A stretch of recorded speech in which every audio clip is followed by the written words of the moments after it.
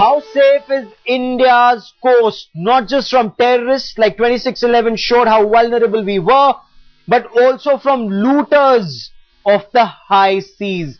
Did you know millions of tons of fish worth crores get stolen from India every year?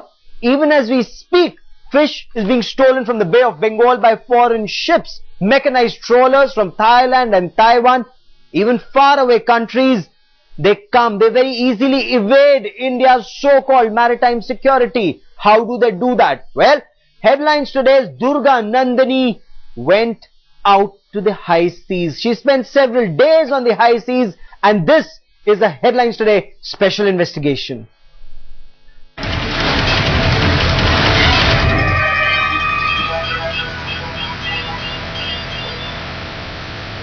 A dangerous breach of maritime boundaries, illegal fishing and poaching by foreign fleets.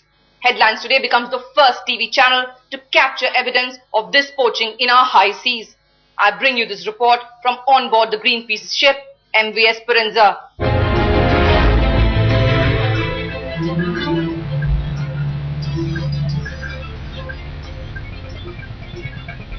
A dramatic chase in the high seas, even as Headlines Today Greenpeace team tracks down a Burmese fishing vessel operating illegally in the Indian exclusive economic zone. It was 9 AM and it was day 4 of our mission to track down illegal foreign fishing fleets. We were almost close to achieving our mission. Yeah, as soon as they saw us, they turned. They were stopped for a while, which probably means they were pulling in their lines, and now they're running away from us. But they can't outspeed us at the moment. They're only doing about 5 knots, and we're doing about 8 or 9. So we will eventually catch them up. It'll take us a little while. Only after realizing that they could not outsail the Esperanza, the Burmese fleet conceded defeat. When we confronted them with our cameras, they came up with shoddy registration papers and with no explanation on how they were fishing in Indian waters. You're going back home? How many days? How many days? 10 days? 15 days? How many days? You fish days, a week. Okay. We're about 70 nautical miles from the domestic waters of India in the Indian Ocean, and what you see behind me is one of the suspicious fishing trawlers that's come all the way from Burma, and that is more than 300 nautical miles from Indian waters. They have stayed out in the sea for 8 days.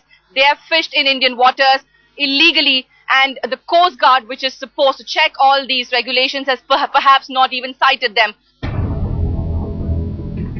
And the action did not end there, because we tracked down 3 more illegal Burmese vessels in barely a few hours, with the catch of exotic fish like sharks and tuna, worth lakhs in Indian currency. All of them poaching on the marine resources that remain largely untapped in the Indian exclusive economic zone, which extends to about 200 nautical miles from the Indian coastline.